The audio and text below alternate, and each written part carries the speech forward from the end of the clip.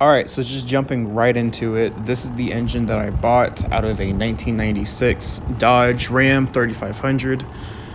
Just checking to see if it has any blow-by, and doesn't look like it does. So I think basically we're just gonna go ahead and take this engine home, get it in my garage, and let's go ahead and make sure it's a mechanical diesel. So why not start it on the ground, right? So first, I guess we gotta make sure the starter works. Yeah, it works. And since the starter works, let's go ahead and see if it'll turn on.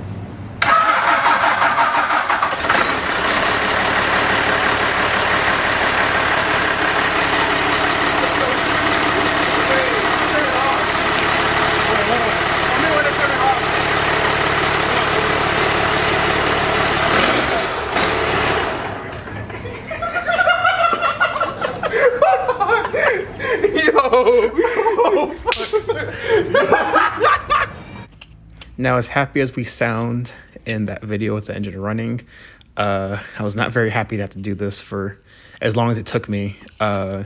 Basically, the entire engine was caked in oil because it wasn't a work truck. I don't know if it was a tow truck or what, but basically whenever it would leak oil, they just kept putting more oil back in it, and that's kind of just what happened. And here's the tappet cover with the insulation all warped and oil coming out of it. It was disgusting. It took me so long to clean it.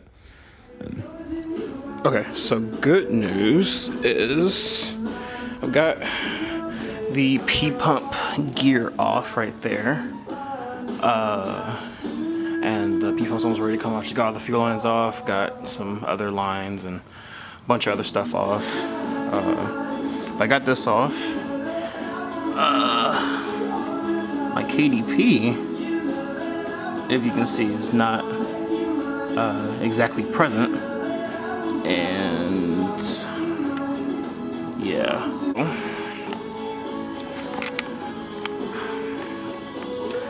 Needless to say, I'm having a lot of fun. So yeah, timing case cracked because of the KDP. It's fine. Someone else tried to fix it, I guess, with like fiberglass or JB weld, something along those lines, but I want to fix it properly, so I will go ahead and pull my camshaft out and pull the entire timing case off and replace it and everything. But here's the P-pump off and just kind of me cleaning it and everything, getting it ready to go. And yeah, it took me so long just cleaning the engine because, like I said, it was an oily mess. But I wanted to paint it so bad that I knew I had to spend the time cleaning it so it would turn out good and last a decent amount of time, hopefully. So that's kind of just a sacrifice I have to make, I guess. But so here's the cab and the engine bay without an engine, since I sold the 350 that was in here. And inside, I actually ended up buying a seat finally. So this bench seat came out of a 59 Apache, I want to say. So it's a little bit narrower, but it should work. The engine, speaking of narrow, looks tiny without everything on it, without the head and the exhaust manifold. It looks a lot smaller than it really is. About the same size as my Mustang's engine as it sits right now. But all these zip ties on the side are all holding up my lifters because I pulled my camshaft out. And there you can see inside my camshaft bearings and everything. Got my head off, start cleaning all this stuff up. And then my camshaft is right here. Very long, tall camshaft, as you can expect from an inline 6 engine. So we're going to paint the engine a little bit, but real quick, here are my fuel injectors, all in good shape, hopefully. My push rods, also in pretty good shape. None of them are bent or anything like that.